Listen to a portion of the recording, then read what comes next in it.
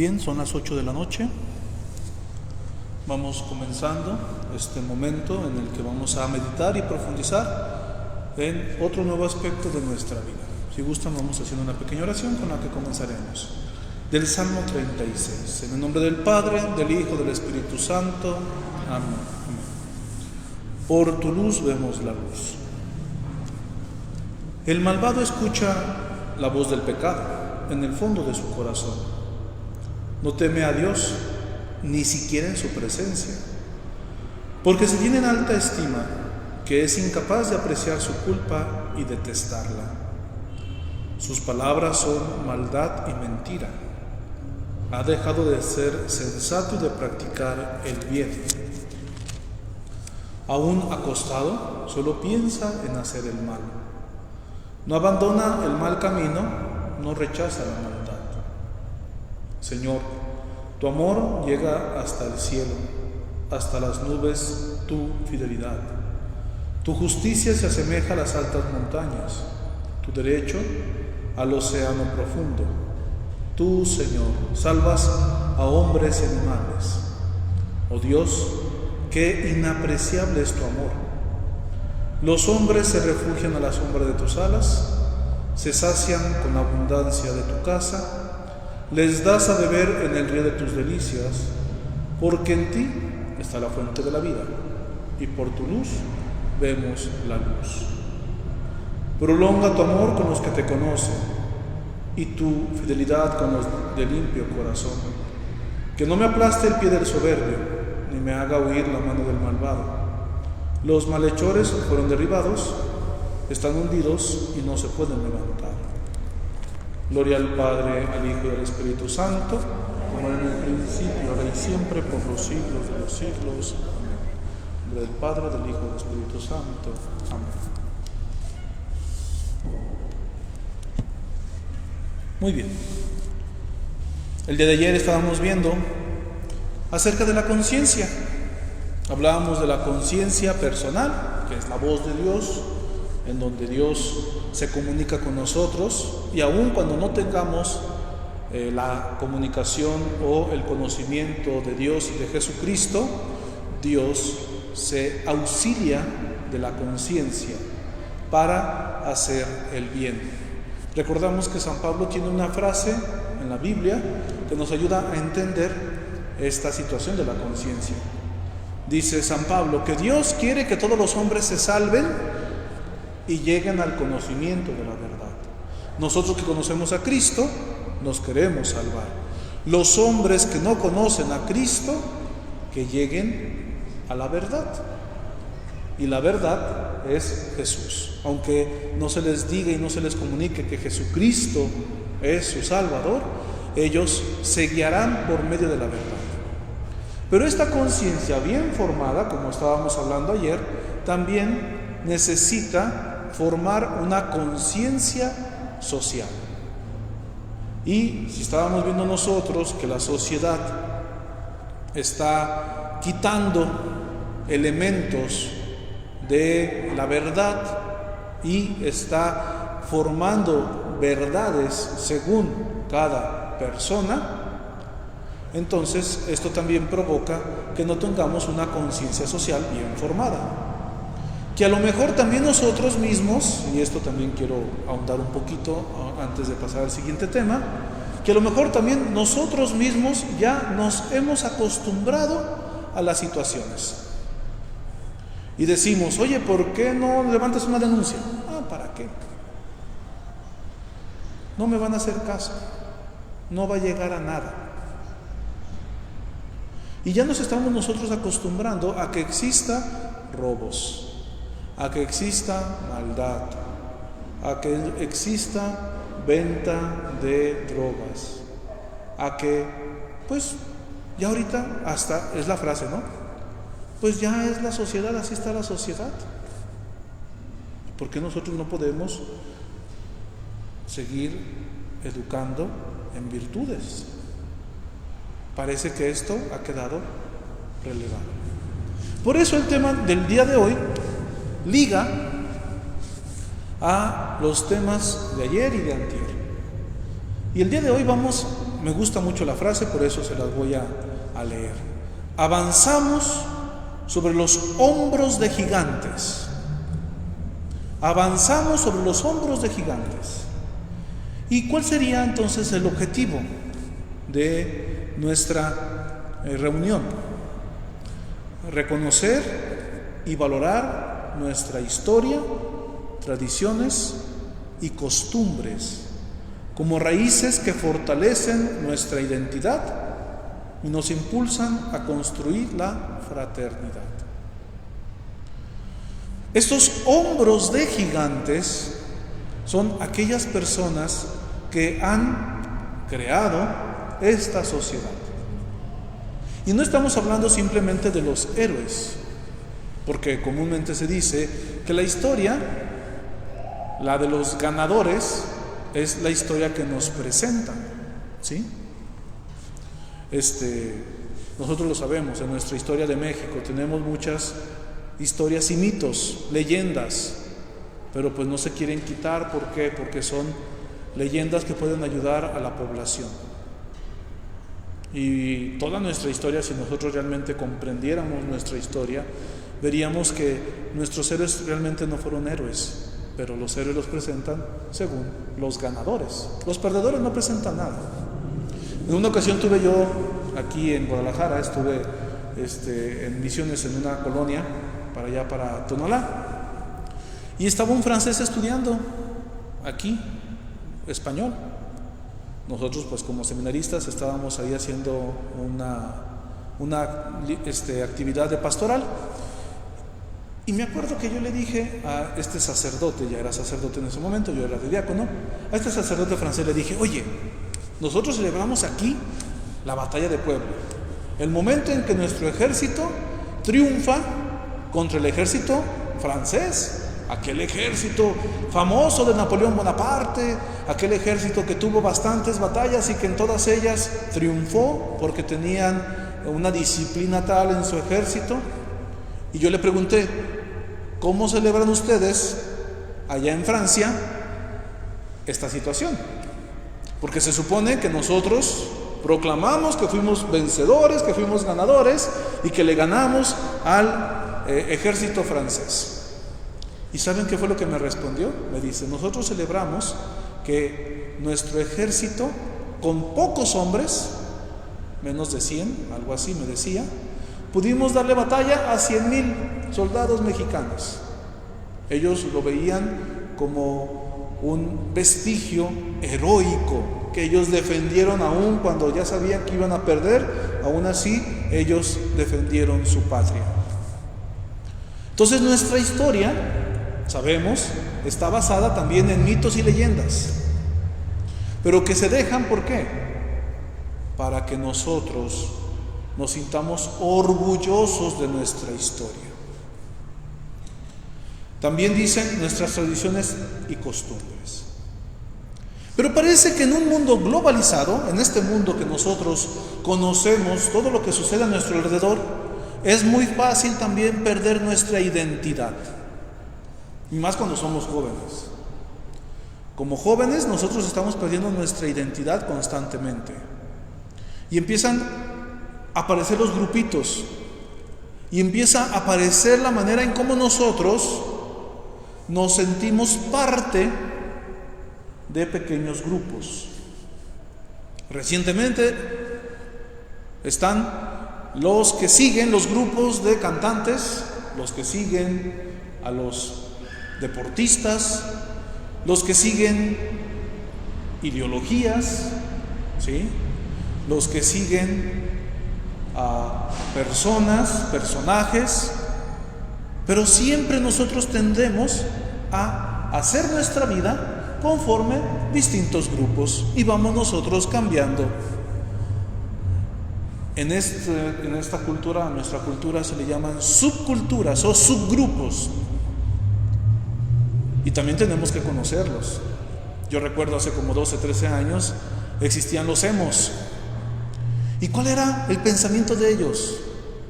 Pues nosotros sufrimos lo que los demás no sufren. ¿Podríamos nosotros considerarlo un pensamiento cristiano? Sí. Pues nosotros también en muchas ocasiones sufrimos para que la otra persona pueda vencer o pueda salir de ese embrollo en donde se siente. Pero para ellos era el sufrir por sufrir. Y como ese pensamiento, se reunían pequeños grupos. Mucho antes, los que se vestían siempre de negro, ¿sí? Los darquetos, todo de negro, todo. Yo creo que tuve compañeros en la secundaria, porque yo estuve en una secundaria en colegio, tuve compañeros que después fueron darquetos. En la secundaria pues no nos dejaban de estar tan libres, pero después ya en la prepa pues ellos se liberaron. Y mucho antes, los punk. Y siempre existen estos grupos. Y estos grupos se van identificando. Y si nosotros habláramos también de identificación en nuestra cultura, hablaríamos también de identificación de grupos políticos, grupos religiosos, grupos también deportivos, grupos culturales, y que se siguen manifestando con signos, con colores, con lemas, con gritos, con escudos, que nosotros hoy lo vemos y decimos, significa esto. Si vemos una persona que va en la calle con blanco y rojo, un rojinegro, un rojiblanco, ¿qué serán? Pues de algún equipo. Siempre, hasta le preguntamos a alguna persona, oye, ¿de qué equipo es esa playera que tienes? Me gusta. Y ya te puede decir, es de tal equipo, es de tal país. La globalización ha llegado también a que nosotros conozcamos grupos religiosos, políticos, culturales, también en otros países deportivos. Y uno quiere identificarse con este grupo. Entonces vemos nosotros que en nuestra sociedad existen los subgrupos, que le vamos a decir subculturas. Como cristianos, pensemos un momentito, como cristianos, ¿qué es lo que nos identifica? ¿Qué nosotros podemos mostrarle a otra persona para que nos diga, son cristianos, son católicos, siguen las enseñanzas del Papa, siguen las enseñanzas de Jesucristo? Hay otros grupos religiosos que sí tienen su manera de manifestar su religión o su secta.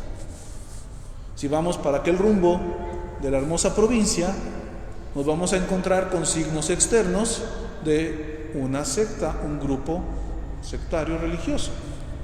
Faldas largas, bien vestidos, casas con oro. A mí me sorprendió cuando pasé por las primeras veces por aquellas casas. Cada una no se quería ganar a la otra. Y tú les dices, ¿y ellos quién son? Pues son los líderes, son los pastores de estas iglesias.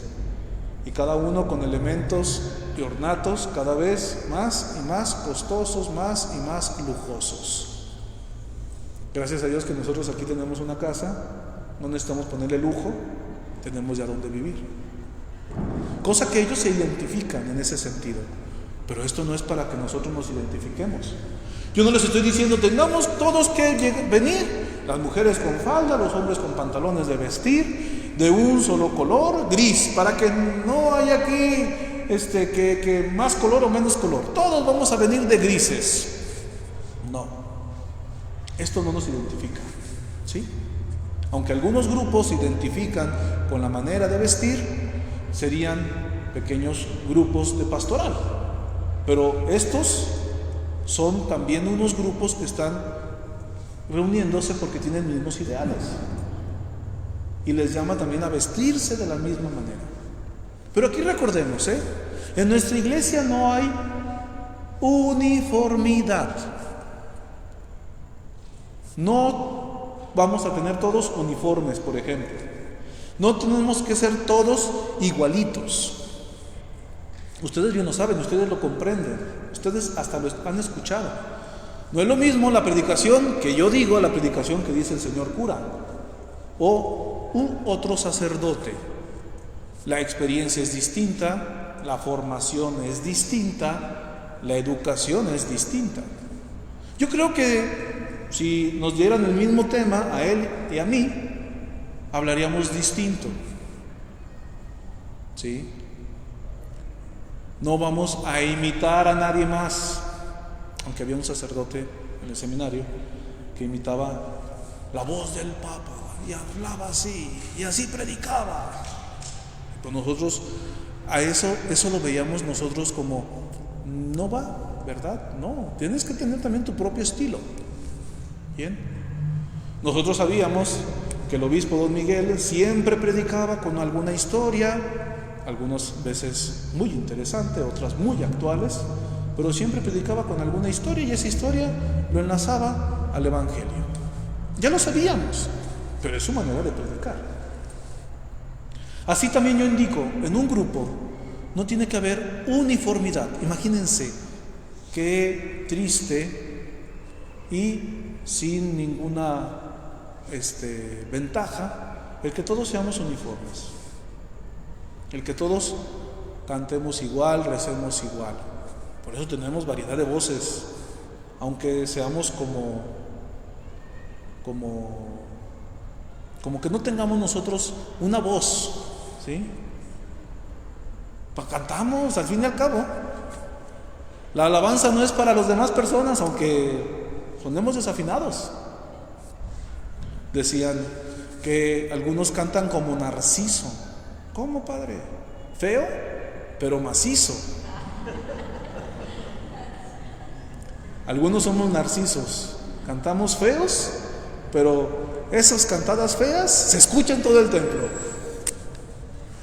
Pero estamos hablando de que nos identificamos aún en la diversidad. Y tengámoslo muy en cuenta, porque el Espíritu Santo es el que se muestra en esa diversidad.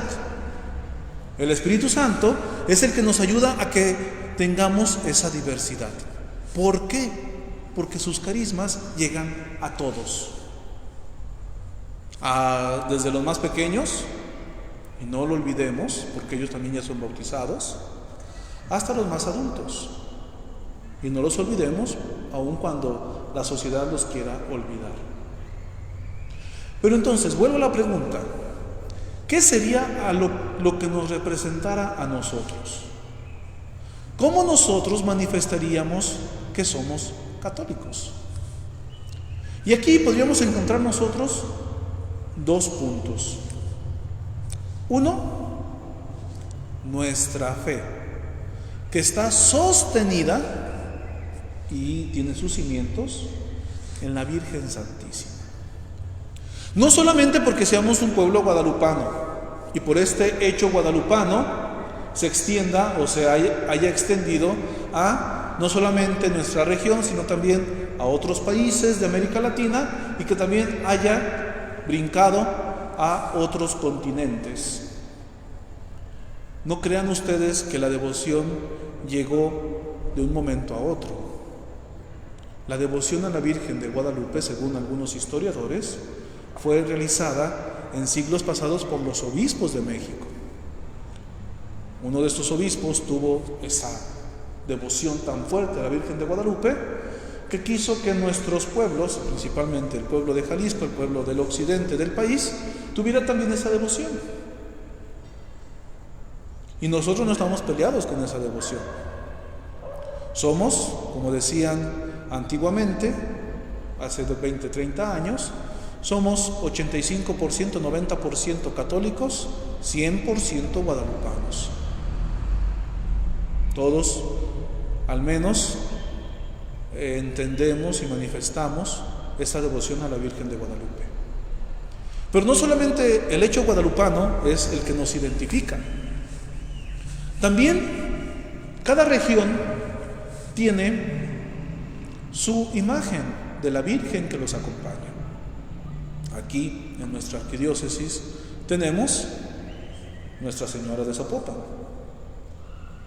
Qué cosa curiosa, ella tiene una devoción distinta a otras devociones. Si nosotros, por ejemplo, queremos ir a ver a la Virgen pues vamos a la Ciudad de México, a la villa, y tenemos la oportunidad de verla. Pasamos por debajo en esa banda y estamos viendo la imagen de la Virgen. Saben que, así dato cultural, abro un paréntesis, dato cultural. Saben que si ustedes se suben en la banda que está en la parte de abajo de la Basílica de Guadalupe, el tiempo que dura la banda en recorrer de un extremo al otro para que ustedes puedan observar la Virgen es el tiempo que tarda un Ave María en rezarse. Así ustedes se pueden subir a la banda, no tienen que apresurar su rezo. ¿Por qué? Porque es el tiempo que tardan ustedes en rezar un Ave María o un Padre Nuestro, ¿sí? Por eso la banda tiene esa velocidad, para que lo comprueben cuando vuelvan a ir a la Basílica, que nos dejen abrir allá a la Basílica de Guadalupe y que nosotros podamos viajar. Esperemos ya pronto. Pero este es dato cultural. Cierro un paréntesis. Nosotros, como pueblo de Jalisco, de la Arquidiócesis de Guadalajara, nuestra devoción es distinta a la Virgen de Zapopan. No tenemos que ir a la Basílica de Zapopan porque la Virgen sale a las parroquias. No hay alguna devoción semejante en nuestras tierras de que la imagen que nosotros veneramos de la Virgen de Zapopan vaya a cada parroquia. No lo hay. Si ustedes quieren ir a San Juan de los Lagos, saben que en San Juan de los Lagos se van a encontrar con la Virgen en su basílica, catedral, y que de ahí no se mueve. Nosotros sabemos aquí que son varias copias de la imagen, son varias peregrinas. Al menos hay una en Guadalajara, otra en los alrededores, los pueblos, otra que también viaja a Estados Unidos y aquellas poblaciones del norte de nuestro continente, y la original se queda en la basílica, porque también tantos años pues es muy frágil. Recordemos que hace como 15, 20 años estuvieron restaurándola porque estaba ya muy frágil la imagen de la Virgen de Zapopan. Y es la copia, la original es la que realiza el recorrido de catedral a la basílica. Es el único día que sale la original y que el altar está solo. Pero entonces ustedes pueden ir a la basílica o pueden ir al templo donde se vino la Virgen de Zapopan y pueden visitar a la Virgen de Zapopan. Es más, ella visita a sus hijos. Y también es algo que a nosotros nos está identificando como cristianos. El amor a la Virgen Santísima, ¿sí? Que muchas veces sobrepasa esta devoción, una docta devoción, una ortodoxa devoción es lo que quería decir, de nuestra fe. Porque muchas veces le damos más importancia a la Virgen Santísima. Sí tiene su importancia, pero la Virgen Santísima nos lleva a Jesucristo. Si no nos llevara a Jesucristo, no estaría haciendo su labor la Virgen Santísima. Nuestra devoción tiene que ir encomendada también, encaminada hacia Jesús. Pero esa sería una primera característica de nuestros pueblos. Una segunda característica: somos un pueblo también martirial. Es decir, los mártires han derramado su sangre y han producido cristianos. Decían al principio los santos padres de la Iglesia: la sangre de los mártires es semilla de cristianos. En años pasados, el cardenal Juan Sandoval nos pedía a las parroquias que tuviéramos un segundo mártir como patrono, un segundo patrono que fuera un mártir. Nosotros aquí tenemos a José Sánchez del Río como nuestro segundo patrono, que ya dije, vamos a celebrar su fiesta. Ahorita no, porque estamos en pandemia, pero tendremos que celebrar al menos un triduo, ¿sí? No olvidarnos de que Él es también ejemplo para cada uno de nosotros. Él es ejemplo también para los jóvenes y Él es el ejemplo de cómo debemos dar nuestra vida. De que sus palabras fueron: qué fácil va a ser ganarse el cielo. Y que nosotros también lo repitamos en nuestra vida diaria: qué fácil es ganarse el cielo. Por lo tanto, nuestra cultura cristiana católica está sostenida en el amor a la Virgen María y en la devoción a los mártires mexicanos: Cristóbal Magallanes, Agustín Caloca, José Sánchez del Río, Santo Toribio Romo. ¿Cómo se hizo de muchos clientes Santo Toribio Romo? ¿Por qué? Porque pues es el santo de los que se van a Estados Unidos, de los que pasan migrantes, con papeles o sin papeles, y entonces la ayuda que han recibido ellos vienen a agradecer aquí a su santuario de Santo Toribio Romo. Entonces tenemos nosotros amor también a los mártires, y son personas que supieron dar su vida, que supieron provocar renunciar a sí mismos por su fe. ¿Qué otras características nos encontramos también? Nos caracterizan los valores que hemos recibido de nuestros antepasados: la cultura propia, la honestidad, la fidelidad a la palabra dada, amor a la verdad, libertad, ser gente laboriosa con deseos de superación, lo que nos ha llevado a un cierto desarrollo económico a pesar de las adversidades.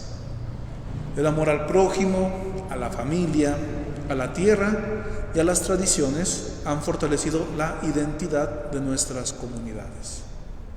Entonces, el amor a María, la devoción a María y también la devoción a los santos mártires ha producido que en nuestros tiempos tengamos nosotros nuestra fe, pero que se está debilitando. Está llegando a un relativismo también religioso. Y un relativismo que hoy nosotros lo captamos en la manera en cómo se piensan. Hemos caído nosotros en que estos valores ya no se están educando en la familia, donde se tenía que educar. Imagínense ustedes que un niño, un adolescente, siendo educado en la parroquia 1 hora a la semana, ¿qué va a aprender si en su casa está llevando pues todos los demás días y todas las demás horas una enseñanza contraria? Qué fácil es para que nosotros les digamos, qué fácil es para a los niños decirles: oye, miente. Para nosotros les decimos: no mientas, pero cuando llega una situación con nosotros, lo hacemos que mientan. Esto es algo natural. Ellos mienten porque ven que sus padres mienten, o aun cuando sus padres no mientan, ya lo tienen en su interior.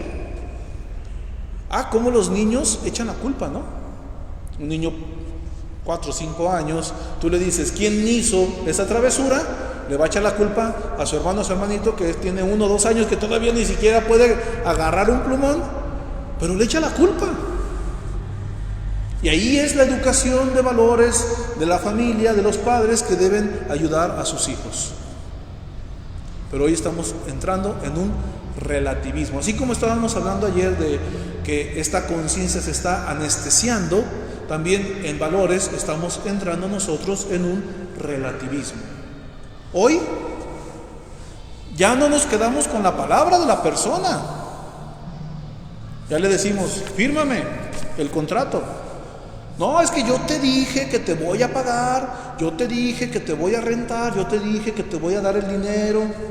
No, mejor fírmame, porque yo ya no creo en tu palabra. Parece que nosotros nos estamos olvidando de esa fidelidad a la palabra dada. Amor al prójimo, ya no tenemos ese amor al prójimo, a veces ni a nosotros mismos. Recordemos que Cristo nos dice: amor a Dios y amor al prójimo como a ti mismo. Y a veces ni nosotros mismos nos sabemos amar. Entonces también estamos cayendo nosotros en un relativismo. ¿Y por qué está pasando esto? Porque estamos perdiendo identidad. ¿En dónde nosotros vamos a encontrar identidad? Lo vamos a encontrar en la sabiduría de los ancianos. Cuando los ancianos eran los jefes del pueblo, digamos, en el pueblo de Israel y en los pueblos de alrededor, eran porque podían ser ellos sabios. Recordemos que en el pueblo de Israel, Moisés tenía el Espíritu de Dios. Pero era tanto el trabajo que tenía para resolver los problemas que su suegro, Jetro,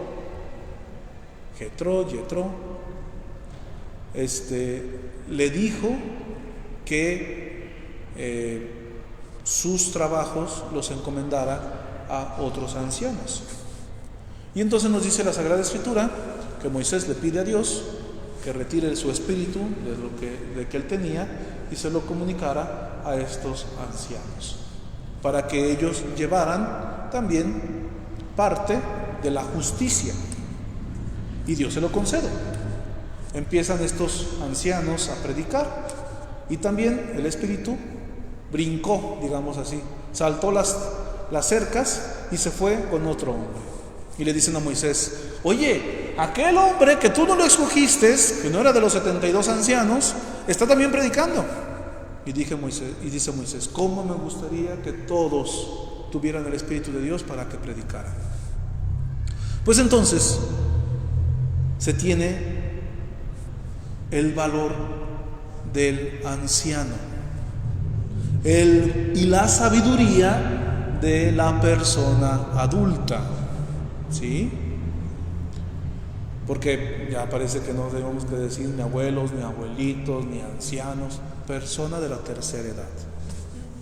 Los maduros, ¿sí? Porque hay jóvenes maduros, hay adultos maduros y están ya los maduros. Que comúnmente nadie se identifica así, nadie se identifica así. Uno llega a los 30 y dice: todavía soy un joven. Uno llega a los 40 y todavía dice: soy un niño todavía. Y yo creo que llegas a los 50 y vas a decir lo mismo: soy un joven todavía. Pero ya la experiencia de la vida nos ha ayudado a nosotros a tener sabiduría y a ser sabios. Pero parece que se está rompiendo en estos momentos esa relación que debe existir entre los sabios y los jóvenes.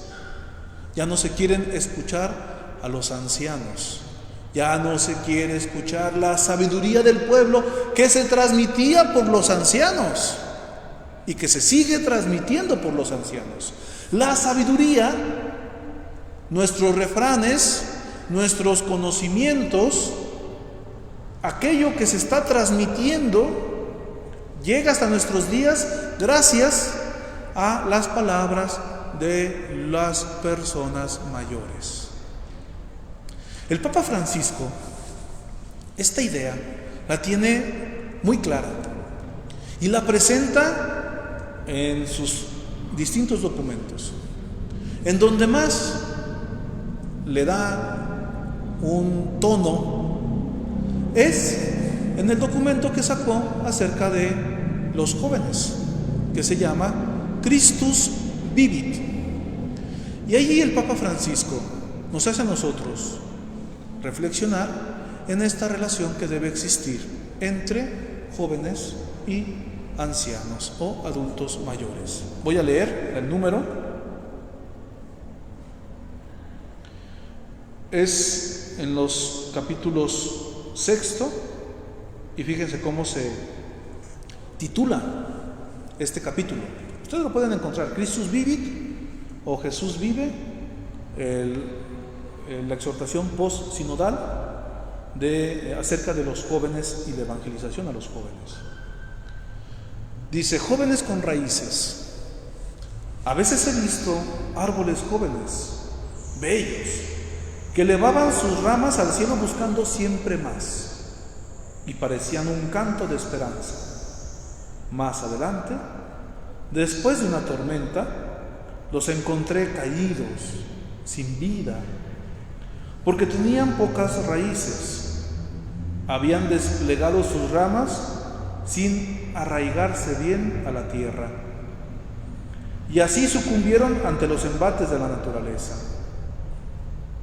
Por eso me duele ver que algunos les propongan a los jóvenes construir un futuro sin raíces, como si el mundo comenzara ahora. Porque es imposible que alguien crezca si no tiene raíces fuertes que ayuden a estar bien sostenido y agarrado a la tierra. Es fácil volarse cuando no hay desde dónde agarrarse, de dónde sujetarse. Sigo con el siguiente número. Esta no es una cuestión secundaria y me parece bueno dedicarle un breve capítulo, este capítulo 6. Comprender esto permite distinguir la alegría de la juventud de un falso culto a la juventud que algunos utilizan para seducir a los jóvenes y utilizarlos para sus fines. Según nuestra naturaleza, según este ejemplo que el Papa ha dicho, los árboles, para que estén lo más frondosos y grandes posibles, necesitan tener las raíces lo más profundo posible. Mientras más profundo sea la raíz, más hermoso será el árbol. Mientras que nosotros más nos hundamos en las raíces de nuestro pasado y comprenderemos nuestro pasado, más brilloso o más brillo tendrá nuestro futuro. Pero parece que con la globalización se están perdiendo nuestras raíces, y así le decimos, raíces. Se están perdiendo nuestras raíces de tal manera que al perder nuestra raíz, al perder nuestro pasado, parece que el mundo solamente tiene un presente. Es más, y no queremos ver al futuro, no queremos ver a lo demás. Fíjense que también en nuestra persona manifestamos mucho esta situación, ¿sí? Queremos tener el cuerpo de un veinteañero y nos esforzamos en el gimnasio y queremos tener músculos. No queremos sentir el cansancio, no queremos sentir la vejez. Y empiezan las arrugas y empiezan las cremas. No, y ahora más, las inyecciones, pónganse Botox para que no se les vea las líneas de expresión.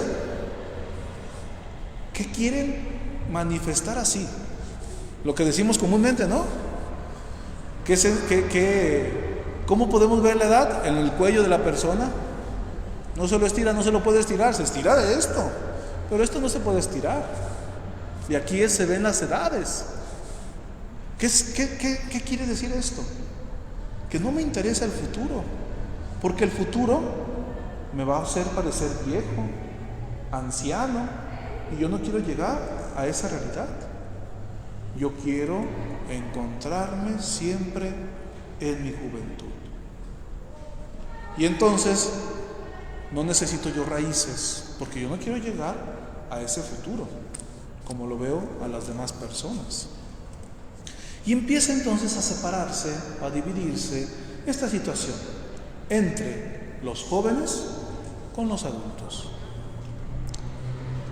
Qué triste es ver que un adulto mayor es dejado en un asilo, encerrado en una casa, y que no pueda tener contacto con los nietos, que no pueda hablar con los jóvenes, que no pueda aconsejarlos a ellos. Y parece que nosotros estamos perdiendo esta riqueza, porque nuestros ancianos son también aquellas personas que nos educan en la fe. Un abuelo educa a sus hijos, un hijo educa a sus nietos. Y si rompemos nosotros con esa línea, Rompemos también con lo que nuestra religión se hace fuerte, con el aprendizaje y con la enseñanza de los ancianos. Entonces hay que valorar a los ancianos, hay que escucharlos, aunque sigan repitiendo la misma historia. Es algo que tienen ellos muy dentro y es algo que les ha enseñado a ellos a vivir, que a nosotros también nos puede ayudar a vivir. Es necesario que no olvidemos nuestra historia, su riqueza espiritual y humana, que fue transmitida a lo largo de las generaciones. Vamos a leer la palabra de Dios, que nos va a ayudar a entender también esta situación de la sabiduría y esta situación de los ancianos. Proverbios capítulo 22, versículo 15 y siguientes. ¿Sí? 10 versículos vamos a escuchar. Hijo mío, si aprendes a ser sabio, también yo lo celebraré. Me alegraré de todo corazón si tus labios hablan con rectitud. No envidies a los pecadores, vive siempre respetando al Señor. Pues de ese modo tendrás porvenir y tu esperanza no se frustrará. Escucha, hijo mío, sé sabio y compórtate con rectitud. No andes con los que beben vino, ni con los que se hartan de carne, porque borrachos y comilones se empobrecen, y la pereza los viste de harapos. Atención, este versículo, el 22. Escucha al Padre que te engendró. No desprecies a tu madre cuando envejezca. Adquiere la verdad y no la vendas. Y también sabiduría, instrucción e inteligencia. Lleno de alegría vive el Padre del justo. El que engendra un hijo sabio se alegra. Que pueda tu Padre alegrarse por tu causa, brincar de gozo la que te dio a luz. Fíjense cómo Proverbios nos está indicando que nosotros debemos ser sabios, pero que no despreciemos a nuestro Padre y que no despreciemos a nuestra madre anciana. ¿Sí? Es ahí donde radica aquello que nos identifica. Nosotros conocemos nuestro pasado, escuchamos nuestro pasado para construir un mejor futuro. Si no sabemos escuchar, fácilmente también nos perderemos en el futuro. Y esto está trayendo como consecuencia una situación que empieza a preocuparnos. La situación de la eutanasia. Escuchamos que ya en España se ha aprobado esta eutanasia, que etimológicamente hablando indica un buen morir. Es decir, para que nosotros podamos dar una eutanasia a una persona sería quitarle todo el dolor, para que pueda bien morir. Pero ahora esta palabra se ha transliterado a morir cuando la persona quiera. Fíjense la diferencia, Una cosa es hacer que la persona tenga el mínimo dolor en su vida, en sus últimos días, podríamos decir así, y el que la persona diga ya no quiero morir, o que el Estado o que otras personas puedan también tener dominio sobre la vida de otro. Esto es lo que está provocando y esto es a lo que está llegando. Y fíjense cómo se está cerrando esta pinza, cómo nosotros estamos luchando para que no haya aborto, porque es el inicio de la vida. Y hay personas que quieren tener poder sobre la vida, indicar, la vida comienza a la 12ª semana, así como por arte de magia. Me encontré yo una imagen del pensamiento de estas ideologías. Y tenía la imagen esta de la mujer embarazada y en el vientre unas células. Y mientras va pasando, dando a luz, la mujer se va formando la cabeza del niño. Parece que eso piensan. Antes son células, células, células. No hay vida, no hay vida, no hay vida. Y se está reduciendo las semanas. Recientemente, y fue algo que se escuchó, en Francia llegaron hasta las 40 semanas. Es decir, antes del nacimiento se puede abortar a la persona. Antes del nacimiento se puede abortar. Ya cuando está totalmente formado. Porque está en el cuerpo de la mujer. Fíjense, se está cerrando la pinza por el nacimiento y se empieza a cerrar la pinza por la ancianidad, con la eutanasia. De por sí, ya no se quiere tener a los abuelos en casas. De por sí, ya no se valora la sabiduría y se va reduciendo también la pinza. A lo mejor después van a decir, solamente de los 10 años a los 40, 50 años se permite vivir. Después de esos años ya no van a poder vivir. Porque parece que estamos llegando nosotros a ese pensamiento. Y son pensamientos que uno dice, ay, es que déjenlos, es el cuerpo, No, es que estamos llegando también a un relativismo tal que ya no se va a poder defender la vida desde su concepción, y nosotros así lo respetamos, y ya no se va a poder respetar la vida hasta su muerte natural. ¿Por qué? Porque la eutanasia es lo que quiere romper, quitar.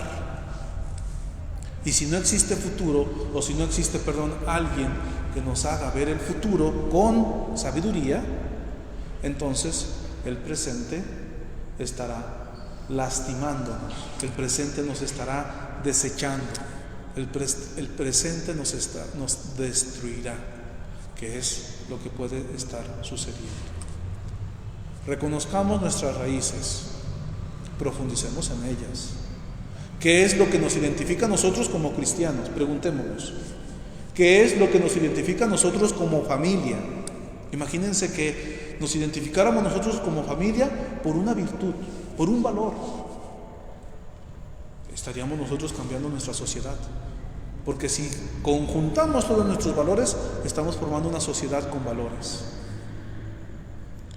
Y segundo punto, no destruyamos nuestro pasado, porque el pasado nos enseña y el pasado nos ilumina los próximos pasos que daremos al futuro. Bueno, muy bien, con esto vamos a concluir.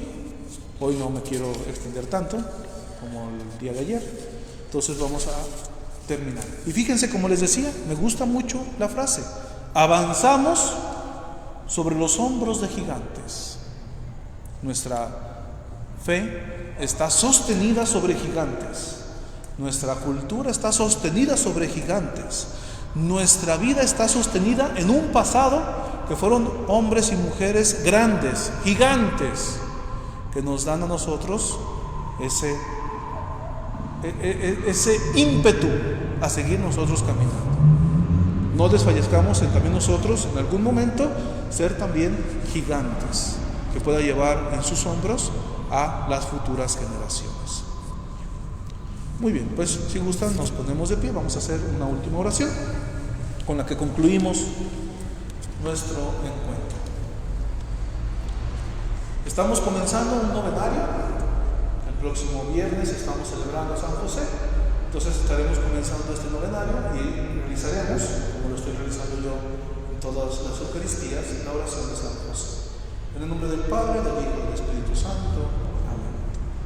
Salve, custodio del Redentor y esposo de la Virgen María. A ti, Dios confió a su Hijo. En ti, María depositó su confianza. Contigo, Cristo se forjó como hombre. Oh bienaventurado José, muéstrate, Padre, también a nosotros y guíanos en el camino de la vida. Concédenos gracia, misericordia y valentía y defiéndenos de todo mal. Amén. El Señor esté con ustedes. La bendición de Dios Todopoderoso, Padre, Hijo y Espíritu Santo, descienda sobre ustedes, sobre sus familias y les acompañe siempre. Amén. Que pasen todos una muy bonita noche. Buen provecho.